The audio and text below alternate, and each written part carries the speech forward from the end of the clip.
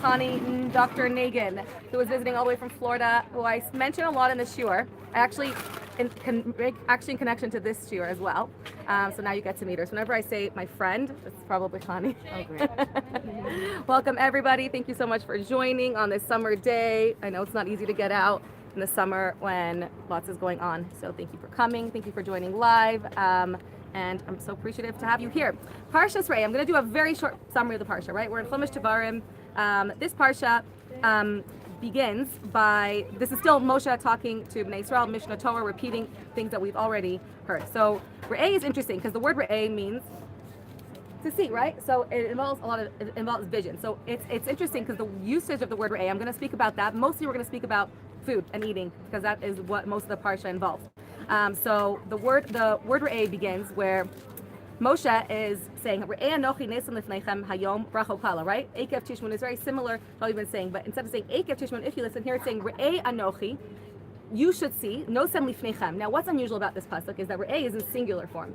Re'eh anochi, you should see, right? Re'item would be many of you should see. Re'eh is singular form see, but then it switches to plural. Re'eh anochi, Hashem is saying, nosem lifneichem, I put before you, many of you, right?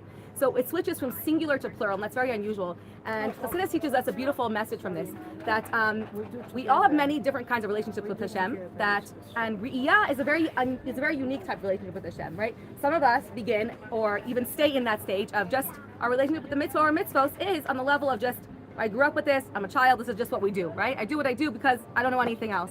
And that's a very the lowest kind of level. It's fine. If it works, it works. But that's the level that we begin at, and then we hope to grow and as an adults to the level of knowing, not just I do it because my parents told me or because I grew up like that, but rather the level of knowledge and understanding and learning more. And as we learn and we develop, we realize that our relationship to Torah mitzvahs is not just because of my environment. I start to understand how much Torah enriches my life.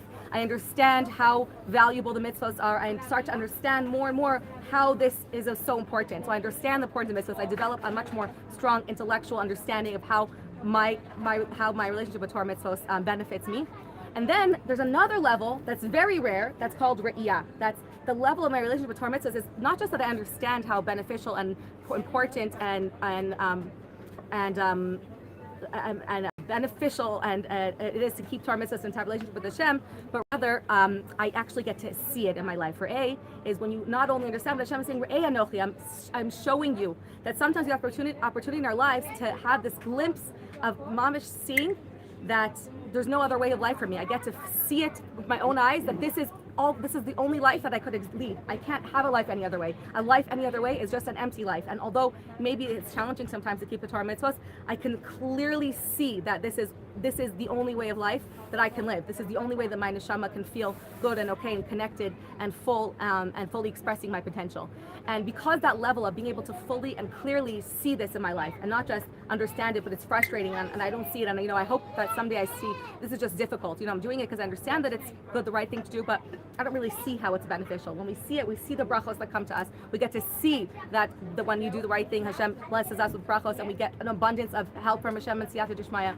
And because it's rare, that's why Re'eh is in singular, because not everyone gets to always get to that level. It's a difficult level to grow to, and it involves us working on our level of vision, right? We were coming from this month of Tammuz, which is the month of working on our higher vision. And it involves really looking beyond, having to see past so many facades of the world and seeing the facades of the world that tell us that money, fame, popularity, likes, all those things will make us happy. And we have to be able to push our vision through all that and be able to see the truth, which is that those things are never going to make us actually happy, and only connection and only connecting to our soul and expressing our soul make us happy. Because that level of vision is so difficult, and attuning our vision to see beyond so much darkness, right? Seeing in the dark is that was the theme of this past month. We're in such a dark gullus, and seeing in the darkness is so difficult. And that's why Re'eh is in singular form, because although it's an aspiration, not everyone gets to that level. And then it switches to nosen lifneichem, to all of you, because that being able to have the Torah mitzvos, keep them on a different level, that's accessible to everybody. So I wanted to begin with that message. And moving along, just to summarize the parsha, it discusses a little bit about the brachos and the klalos, and then the Torah says, then Hashem says a little bit later in a few psukim later, These are the chukim and the mishpatim, right? These are all the mitzvahs that you're going to keep in Eretz Yisrael. And we begin to discuss the mitzvahs of eating of animals, of the karbanos, the different types of karbanos you could bring, how to bring karbanos, how to shecht animals, which animals are permitted to eat, which animals are not permitted to eat. It also says when Hashem brings us into Eretz Yisrael, even though all of Eretz Yisrael is holy, it actually says it's really that there's parts of Eretz Yisrael that have an extra level of holiness, and therefore that only karbanos can only be brought in those places. So, and those places are Yerushalayim and Shiloh, where the Mishkan was, and so karbanos can't be brought everywhere. Okay, now we're gonna zero in on a really beautiful pasuk that has a lot of messages for us in this parsha. I brought it for you in the sources. The first source in Dvarim.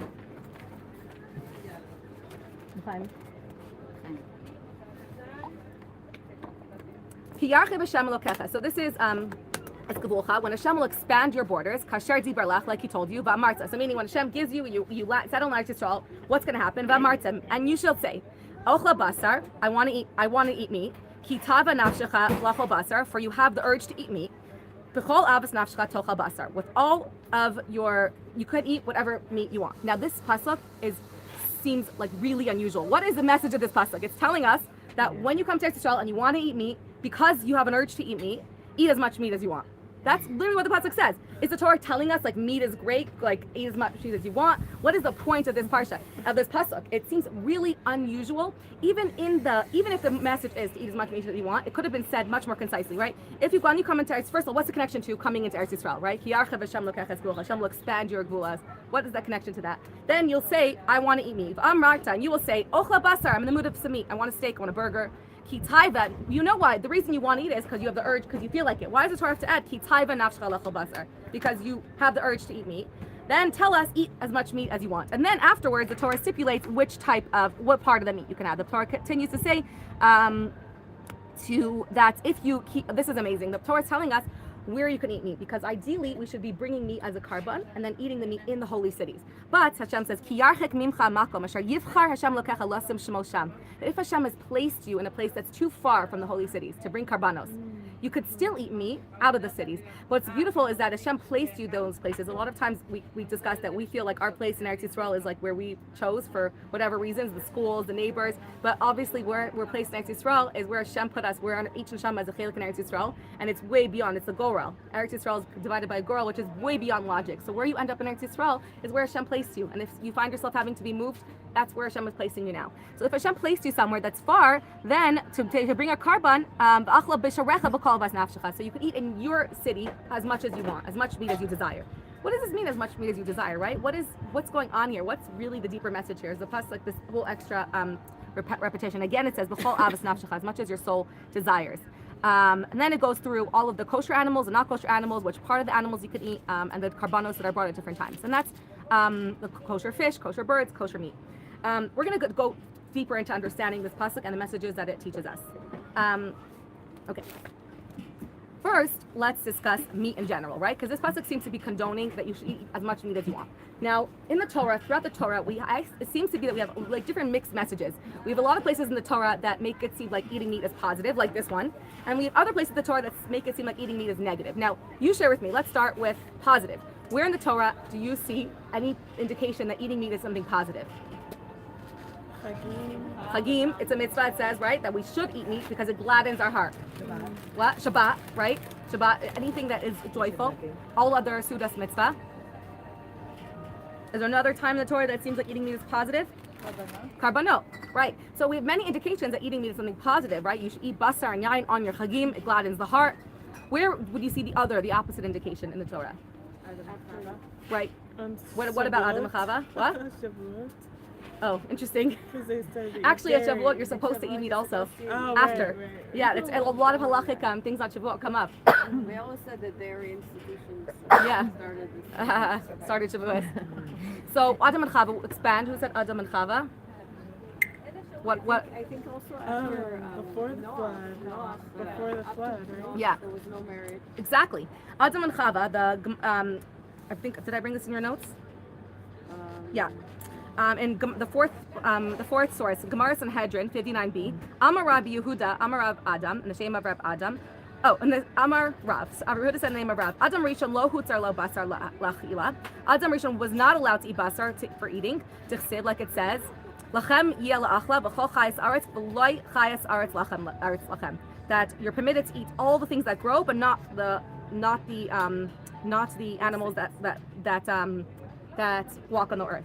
Then it continues the Gemara and says, "K'shubo b'nei Noach." So from Adam for 10 generations until Noach, they were not allowed to eat meat. So that would make it seem like the Torah is telling us not that eating meat is negative.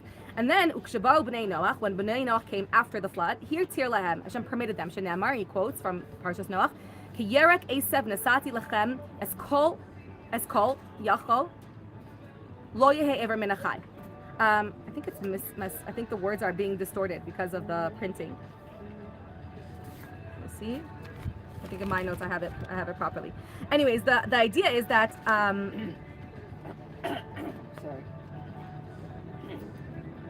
that Hashem permitted them to eat meat. Like it says, every moving thing that lives shall be for you, just like the green herb that I've given you all. That you could eat meat the same way you're able to eat produce and vegetables until now, and things that grow the same way you can eat meat now, right? So that would seem to indicate that eating meat is negative, but Hashem is permitting them to eat it without Aver Minachai with certain stipulations. Where else would you think that eating meat is negative? It's also in when the Jews were in the desert. Yeah, that was what I was thinking as well.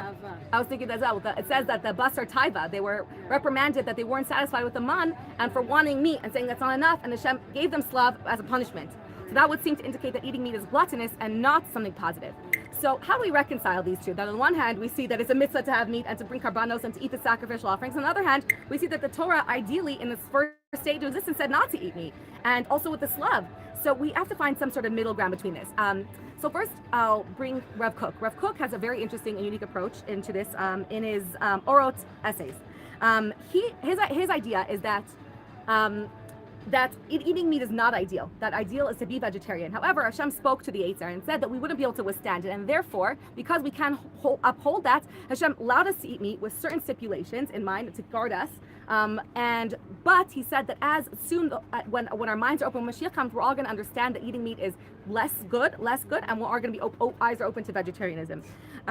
So that's his approach. Which what? I don't know about that. Yeah, he says that all the commandments that we have surrounding meat came to regulate our usage of meat, right? To regulate how we eat meat, to take us to the higher purpose, which is that we don't eat, which we eventually will not eat meat. We'll all become to see that and not be meat eaters. And that's a very like unique approach. And we see this in the Torah that all the halachos are coming to safeguard us from eating meat, right?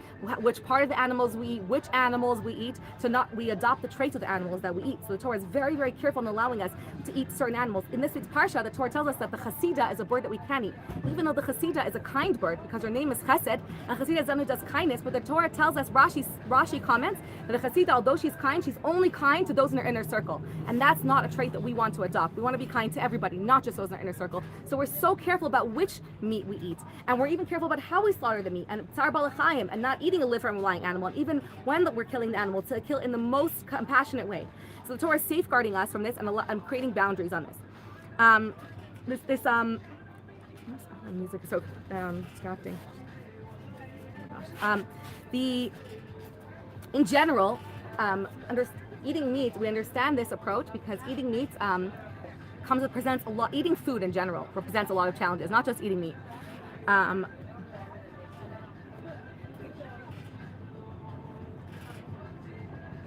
It's really distracting.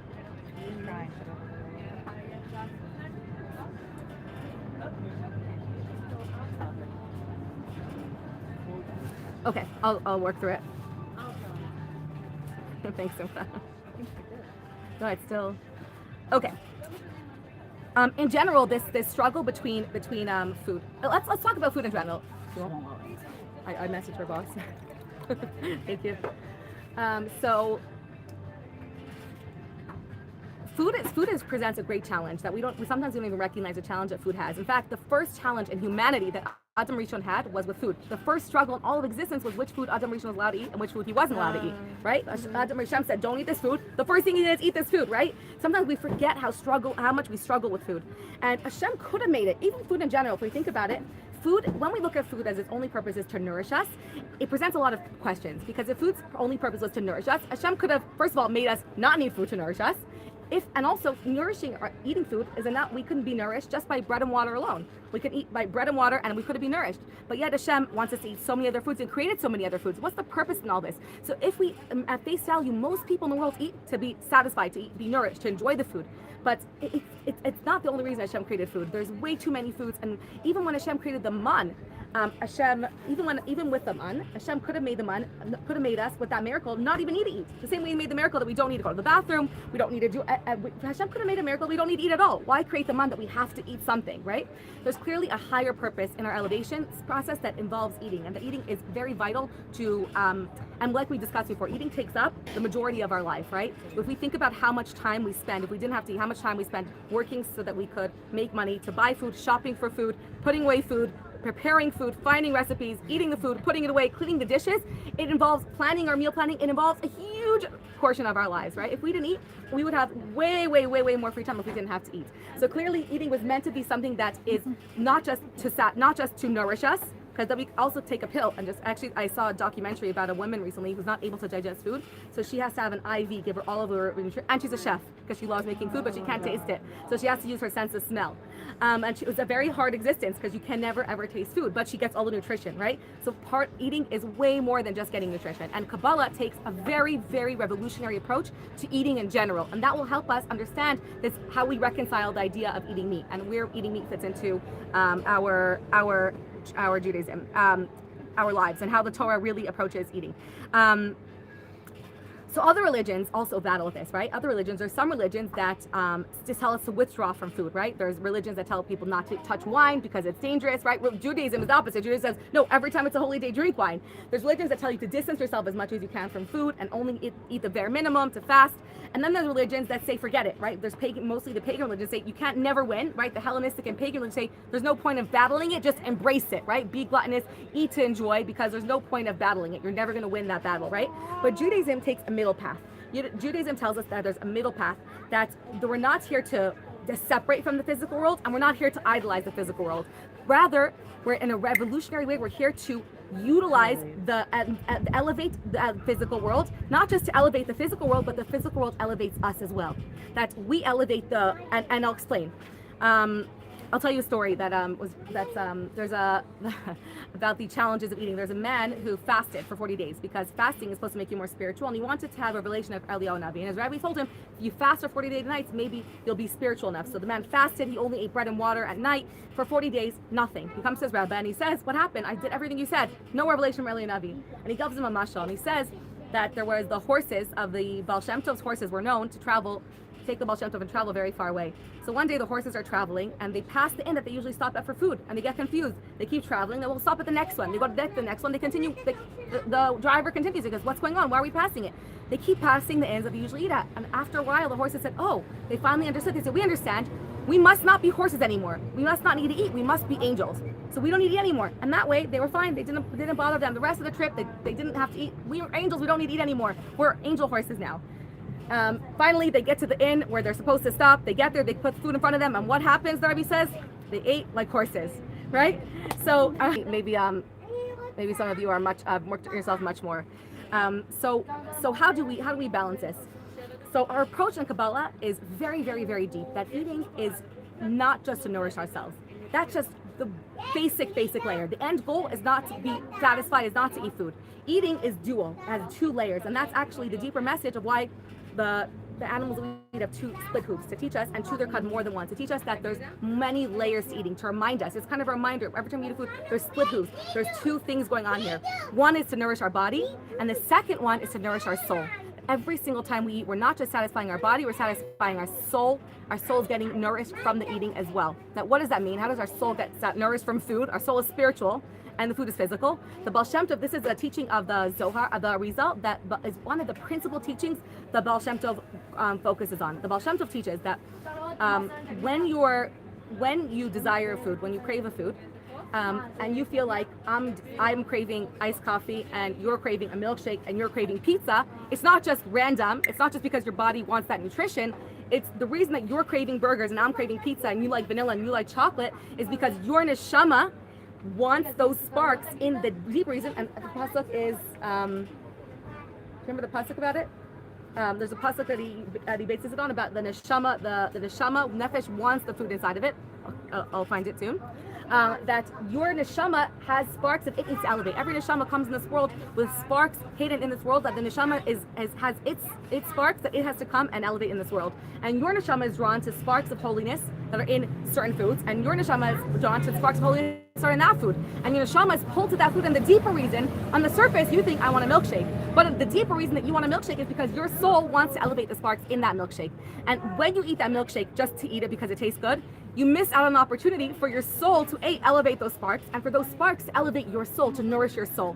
And your body is nourished, but it's an empty eating. And that's why it says that a Rasha who eats is never satisfied, because he eats and eats, but his body is satisfied, but his soul, if he's not eating for a higher intention. So how do we redeem those sparks? Let's backtrack a little bit.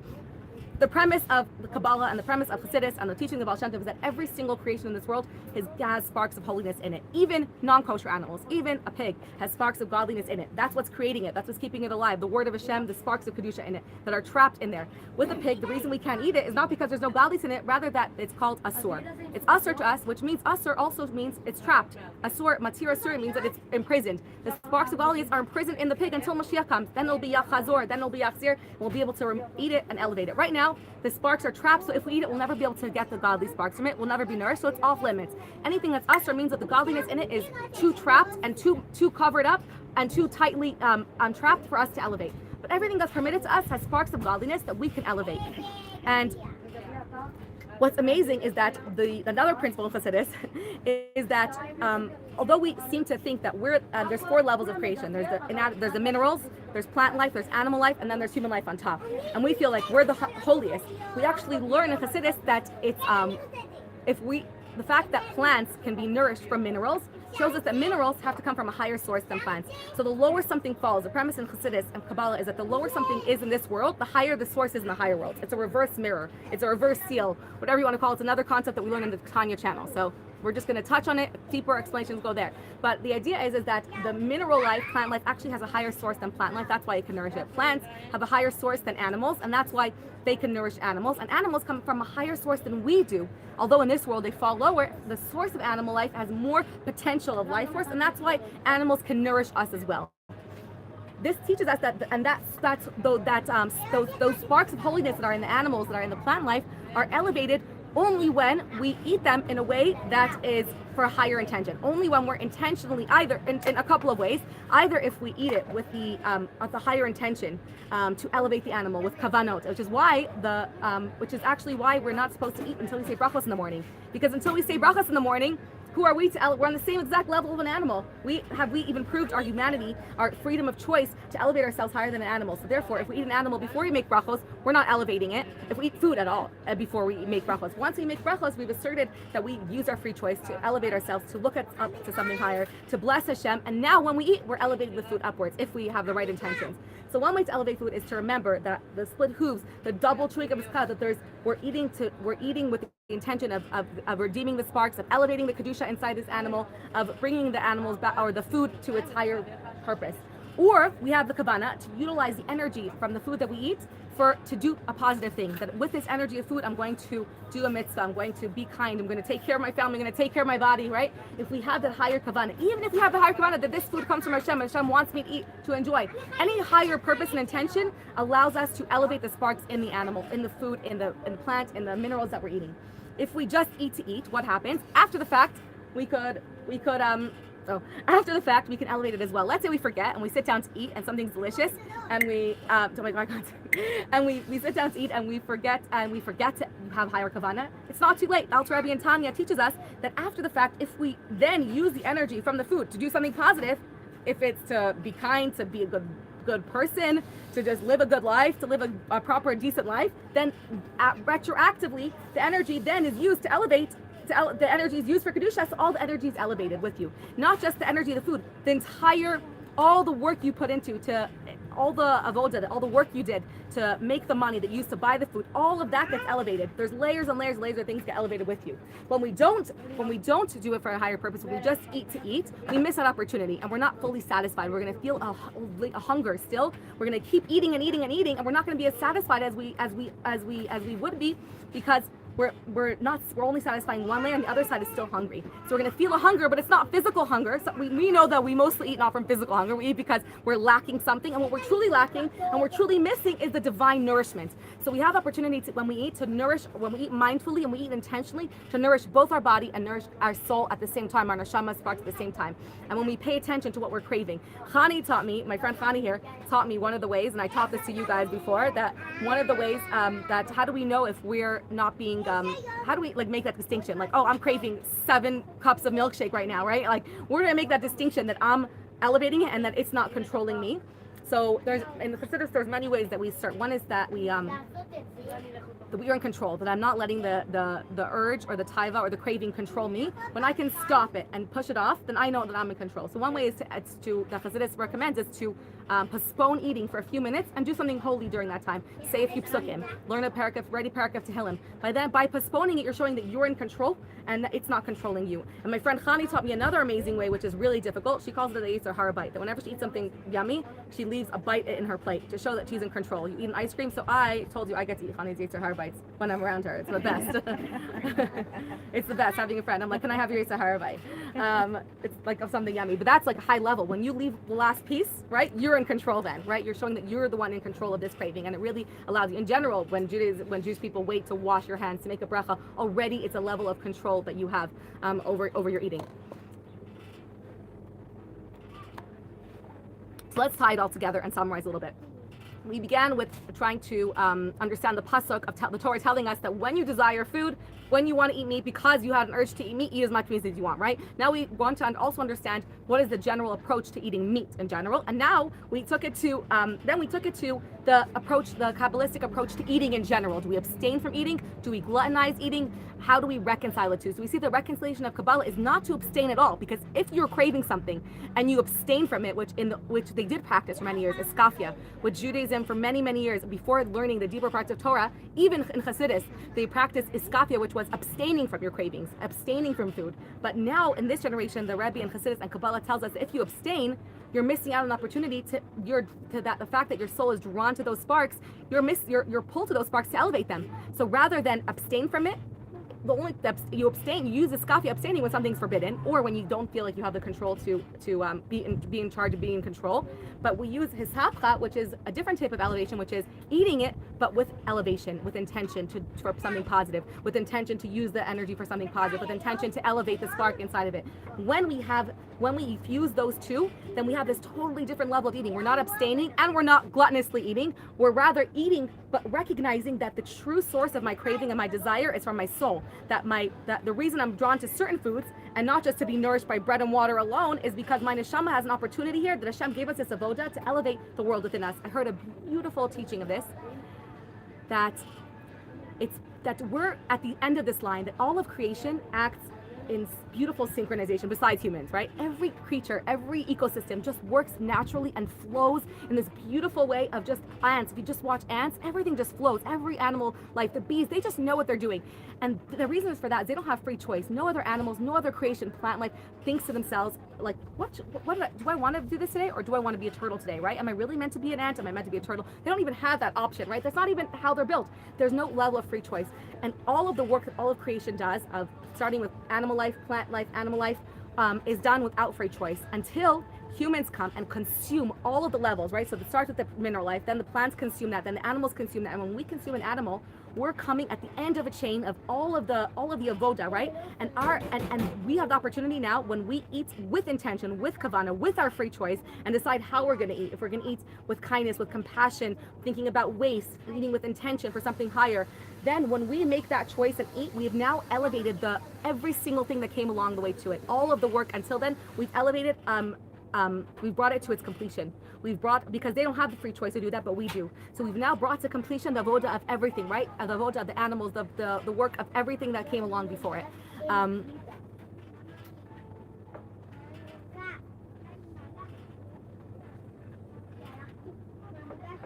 And when we don't, we miss that opportunity. So it's another, for me, that's another way to look at it, as like completing that, like the last chord in the symphony. It's like the symphony works, and then completing the end of the symphony and bringing everything to its completion, and binding everything together, and all of creation, this beautiful, beautiful harmony and this beautiful song. So that kind of helps us understand why we don't just live on bread and water. Hashem made us intentionally to elevate. So that doesn't work just with food, by the way. With every single mitzvah that we do, we have an opportunity to now use our freedom of choice. Every time we choose to do the right thing in general as humans, we're now elevating all of creation, all the things and all the items and all the objects in this world. We're elevating all of them to their higher purpose, because they can't do it without us asserting our free choice. We do it the most with food than any other way, because food, it takes up so much more of the materialistic world. There's so many more sparks found in there, and it just involves so much more of the materialistic world. So it's one of the greatest ways to have Navoda, but it's also the most challenging at the same time. And I'll bring you a few beautiful sources from let me see your source sheets, what I brought for you.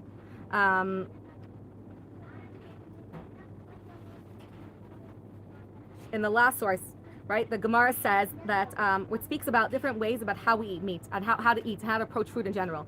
The Gemara in Pesachim says an empty-minded person has no right to eat meat, right? So again, we see that going back to this approach of meat and eating meat, we are allowed to eat meat, right? So is it good to eat meat or not good to eat meat? There's binding all together. The Gemara says an empty-minded person doesn't have a right to eat meat, because he's not able to elevate it. If he doesn't have any kavanos, then who are you to take this animal and eat it and decide that you are better than it to eat it and consume it? The Gemara Chulin says never eat meat out of hunger. First satisfy your hunger with bread. Because eating meat, taking another animal's life and eating it, is much more, has much more precautions around it than just eating any other food. Because an animal has life, an animal has feelings. So you don't just eat meat just to eat, to satisfy your hunger. You eat meat if you want to elevate and bring it to its completion. First, you're full out of hunger. Then you eat meat. Then if you want to eat meat, you eat it with higher intention, not just to fill yourself. You eat with a kavana. Gemara Pesachim says that anyone who engages in Torah study is permitted to eat the meat of animals and fowl, and anyone who does not engage in Torah study is prohibited to eat the meat of Torah and fowls. And then the Gemara Bracha says one who eats slowly lives long. Eating slowly, eating mindfully, right? Eating with intention will live longer. We're going to be satisfied and nourished in all the levels.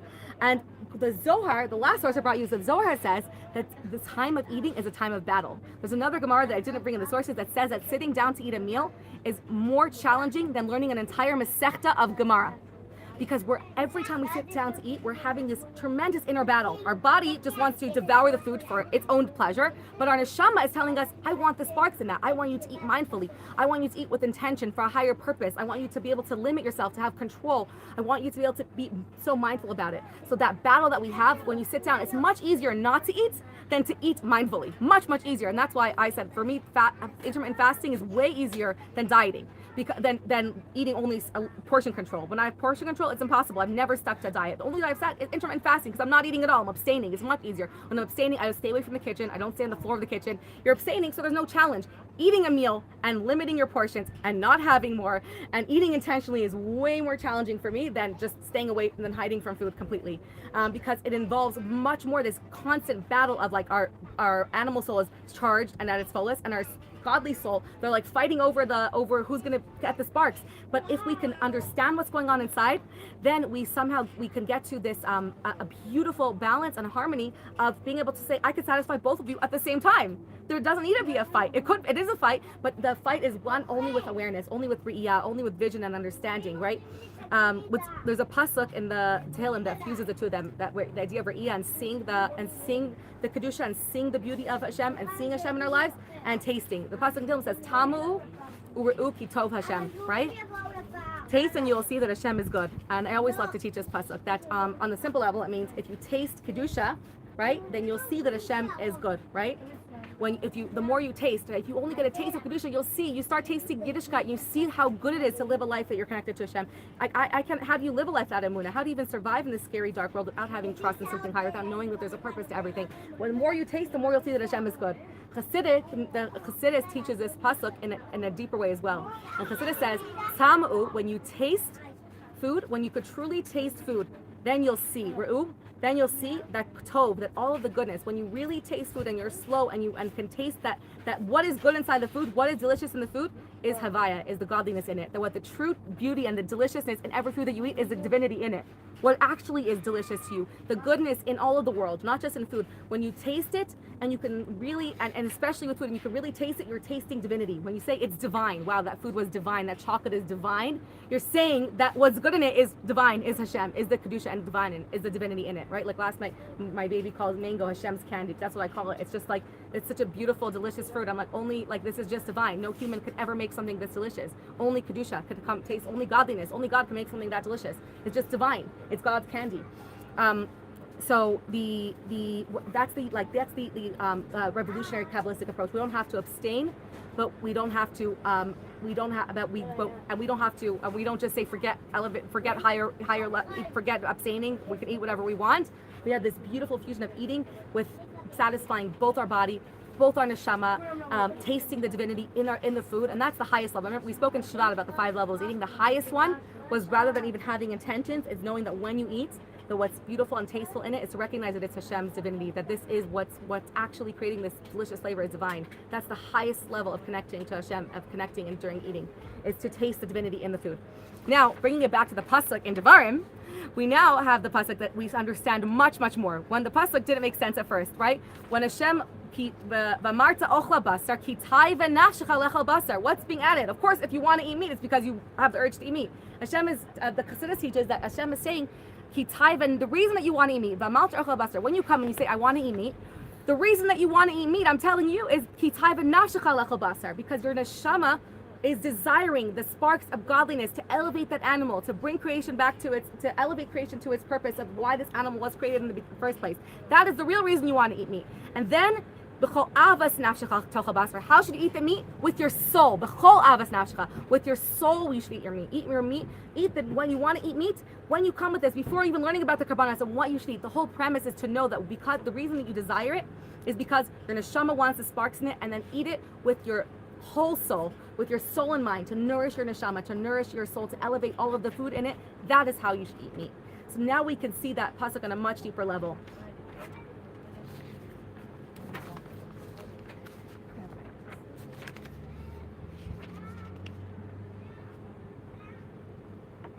So the elevation process happens on us as well. Because we said the animals come from a higher level than we do, and plant life comes from an animal than we do, and not only do we elevate all of creation to its purpose of creation, but the process of eating those sparks, of nourishing our soul. It's crazy that our neshama could be nourished by meat of an animal, by flesh, something so physical, but because its source is so high, when we eat meat with a higher purpose, we become elevated, we become even higher than we were before. And that's why Hashem created the entire world with so many opportunities for us to not just disengage from food and not just be nourished without having to eat, or even when Mashiach comes, we learn that we're still going to eat. We're still going to have to eat food, and foods we're going to be able to eat and nourish our neshama from the food that we eat, right? Because we see this, and that's really our chance to assert our humanity, to use our highest intention, and have that kavanah in everything in the world, right? When we're sitting in a coffee shop, we're having our coffee, when we're utilizing all of Hashem's creation for a higher purpose, when we can find an opportunity, rather than abstain from the beauty of Hashem's world, rather than say, like, let me just live a spiritual life. That's the way to bring Kedusha into every aspect of our lives, to say, no, Hashem made this entire world. Let me utilize every opportunity to use the beautiful world Hashem created, all of the beauty and all the pleasures in the world, to serve Hashem, to elevate them, and for them to elevate me as well. Let's see if there's anything else. Any questions that we want to wrap it up? Anything I didn't wrap up? Is kavanot only Torah study, or it could be other things? No, kavanos are many levels. There's the kavana, even just to, the kavana could be to elevate the animal. The kavana could be to use the energy that I'm going to use, the energy that I'm getting from the food for kedusha, for kedusha. The kavana could be that to understand that my neshama, like the pasuk says, that the real reason that you're craving this is that your soul wants the nourishment. The kavana could also be tamuru, to taste the divinity in it, to taste the pleasure. And the kavana could also be to say, wow, like, thank you, Hashem, to be appreciative that Hashem made all the different. Hashem could have made, my grandfather Alav Hashem always said that Hashem could have made one color of food, one taste of food, even if we had to be nourished. Hashem could have made, and Hashem chose to make thousands of colors, thousands of flavors, only for our enjoyment, only for the enjoyment of the humans of Bnei Israel. So to appreciate, to say, wow, like Hashem made this just for my enjoyment, that's kavana. Any higher intention that's not just eating to eat, right? That's when we're truly satisfied. And actually, there's a pasuk in Devarim that says, "Not by bread alone does man live, loy alechem levadai ha'adam yichya, but by the word of Hashem, Ella b'dvar Hashem bilvad."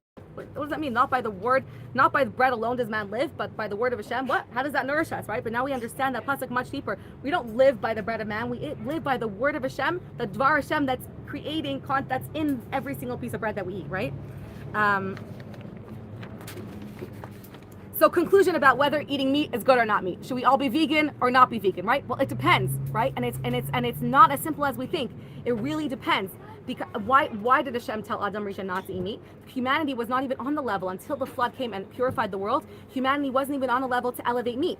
So eating meat is allowed, but only if we're on the level to be able to elevate the meat to its higher purpose. Meat was created to be elevated for karbanos, right? So karbanos are allowed because we're taking the meat, literally fire from Hashem is coming and elevating the animal to its ultimate purpose and ultimate purpose of existence. But if someone just comes and eats meat without any intention, then no, the Gemara says a person cannot eat meat if he's empty-headed. Then who do you think you are to take a life of another creation without even bringing it to its higher purpose? We can only eat meat if we feel that, and my father-in-law and a few other people I know don't eat meat except on Shabbos. What's different about Shabbos and Chagim? On Shabbos, there's an Aliyah Sa'olamos. All of the worlds ascend to a higher level. So automatically on Shabbos, because our neshama ascends to the world of Yitzira, then we automatically elevate everything that we eat, because our neshamas are on a higher level and everything we eat becomes elevated, because it's eating for a mitzvah. Every time you eat on Yom Tov, because it's a mitzvah, automatically what you eat gets elevated, even if you forget to have kavanos, even if you didn't eat with the highest intention. So that's why it's a mitzvah to eat on Shabbos and Yom Tov. You're bringing the animals to their fulfillment.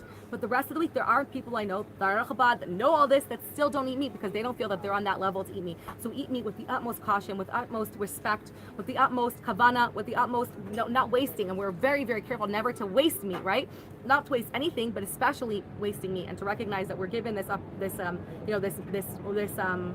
sacred mission or purpose or opportunity, but we have to guard that very carefully. So the ultimate is an unusual balance between them. It's like, yes, there's an opportunity to have the kochos from the meat and to be elevated from it, but only if we can first elevate ourselves, first say brachos, first feel that we are able to take it and have the kavanos. Then it's okay, then it's permissible, and then it's even then it can even be used to gladden the heart, to expand the mind, etc. So I hope you left you with something. L'chaim. There's so much more to learn from the details. I urge you to look in the parsha, from the details of the fish and the fins and the scales and the deeper intention. Everything is more than it seems. But hopefully this can give us an opportunity to be nourish our neshama, and nourish our body from every single physical creation and interaction that we have. L'chaim, thank you so much for joining. Any questions? All right, and Thank you. what? Oh, go to the channel. Yes. Thank you for joining. I appreciate everyone who's watching this. Share, like, subscribe, share with your friends if you enjoyed this. And if you'd like to sponsor a shiur, I was told to say this by Jody's husband. If you'd like to sponsor a shiur, you can do so. The link is below in honor of someone's birthday, yard site, refuah shalema, or just because you enjoy listening. Thank you so much.